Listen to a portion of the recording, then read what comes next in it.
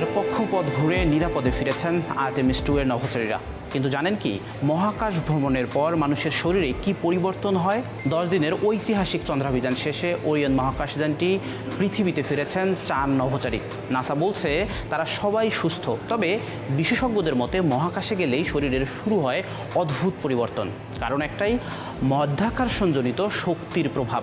পৃথিবীতে আমরা যেটার সাথে অভ্যস্ত, মহাকাশে সেটাই প্রায় শূন্য। আর এখান থেকেই শুরু হয় সমস্যা। এখন প্রশ্ন হলো, কি হয়? শূন্য মধ্যাকর্ষণ শক্তির প্রভাবে নভোচারীদের মধ্যে প্রথম যে পরিবর্তন হয় সেটি হলো পেশি দুর্বল হওয়া ও হাড়ের ঘনত্ব কমে যাওয়া। এর সবচেয়ে বেশি ক্ষতিগ্রস্ত হয় নভোচারীদের পিঠ, ঘাড় ও পায়ের মাংসপেশি। এ কারণে মহাকাশ থেকে ফিরে আসার পর নভোচারীদের হাঁটতে কষ্ট হয়, পাশাপাশি মাথা ঘোরে।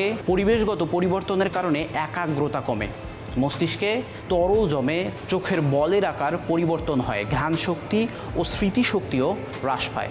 এছাড়া দীর্ঘ সময় মহাকাশে থাকলে হৃদযন্ত্রের কার্যক্ষমতা হ্রাস পায়, রক্ত সঞ্চালন সমস্যা এবং মহাকাশে উচ্চমাত্রা রেডিয়েশনের কারণে ক্যান্সারের ঝুঁকিও বেড়ে যায়।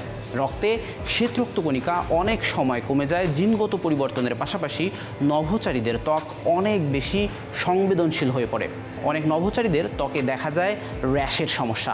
তবে মহাকাশ ভ্রমণের সুফলও রয়েছে, আর সেটি হলো সময়কে পেছনে ফেলা। বিজ্ঞানী আইনস্টাইনের আপেক্ষিকতার তত্ত্ব অনুযায়ী মহাকাশ ভ্রমণে উচ্চ গতি ও মধ্যাকর্ষণ শক্তি না থাকার কারণে মহাকাশচারীদের জন্য সময় পৃথিবীর ঘড়ির তুলনায় সামান্য ধীর গতিতে চলে। যে কারণে একই বয়সের পৃথিবীতে 2 মানুষের একজন যখন মহাকাশে ভ্রমণে যান, দীর্ঘ সময় পর ফিরে আসেন, তখন পৃথিবীতে থাকা মানুষদের তুলনায় নভোচারীদের কম বয়সী মনে হয়।